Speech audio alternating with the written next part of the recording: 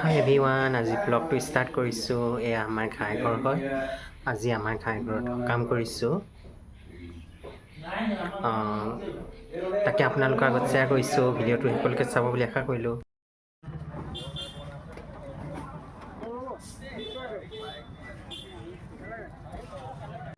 শাক পাচলি আৰু ফল মূল আনিবলৈ মই বজাৰলৈ যাওঁ। এইখন চাওকচোন, আমাৰ বৰবৰুৱা বজাৰ। বৰবৰুৱা বজাৰখন বহুত ডাঙৰ হয়। মই আপোনালোকক অকণমান দেখুৱাই দিছোঁ।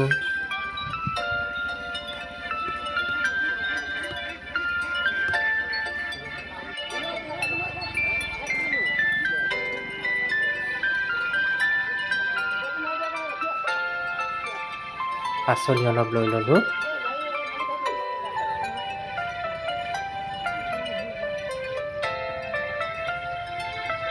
বিলাহী ল'লোঁ, কচু ল'লোঁ, ইফালে আলু ল'লোঁ, পিঁয়াজ ল'লোঁ, নহৰু ল'লোঁ, বেঙেনাও ল'লোঁ, পাণ ল'লোঁ,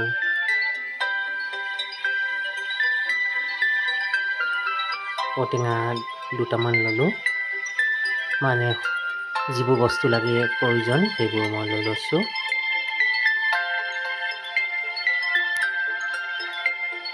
ৰঙালাও ল'লোঁ, লগতে কলডিলো ল'লোঁ।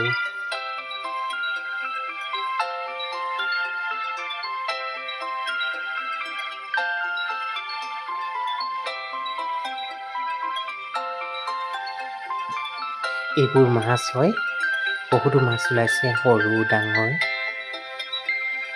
মই ৰৌ মাছ ল'লোঁ।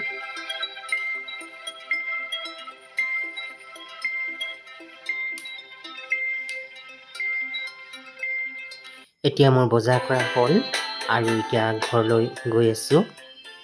বৰবৰুৱাৰ পৰা আমাৰ ঘৰলৈ আধা ঘণ্টামান লাগিব।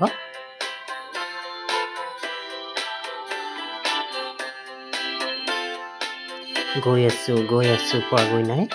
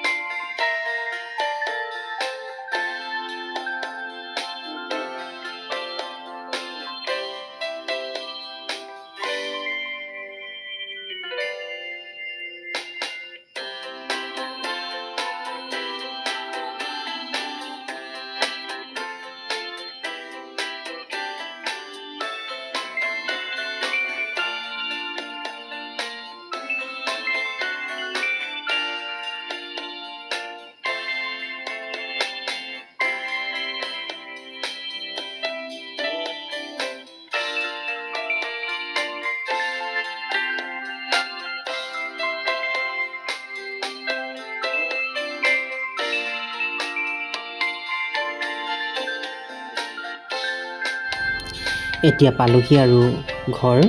এইটো ঘৰলৈ যোৱা ৰাস্তাত সোমাইছোঁ।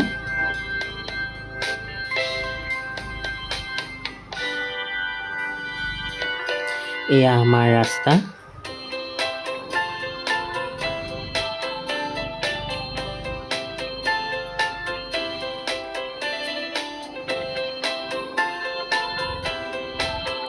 কেঁচা ৰাস্তা হয়।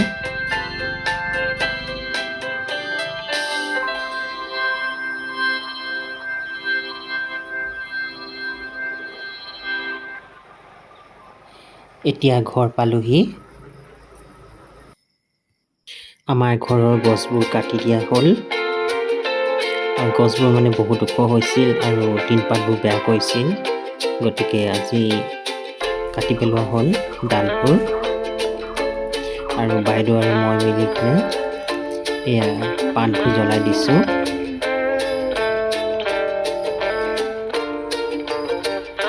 আজিৰ এবছৰমান হ'ল মই ঘৰলৈ অহা নাই। আজি আহিছোঁ। এইফালে পাত কাটিছোঁ আৰু লগতে শাক পাচলি কাটিছোঁ। সকামৰ যা যোগাৰ কৰিছোঁ।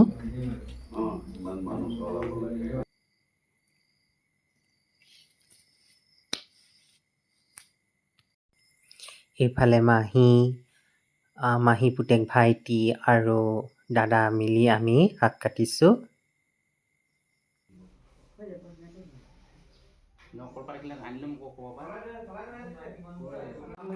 এয়া ভকতসকলে কীৰ্তন পাঠ কৰি আছে।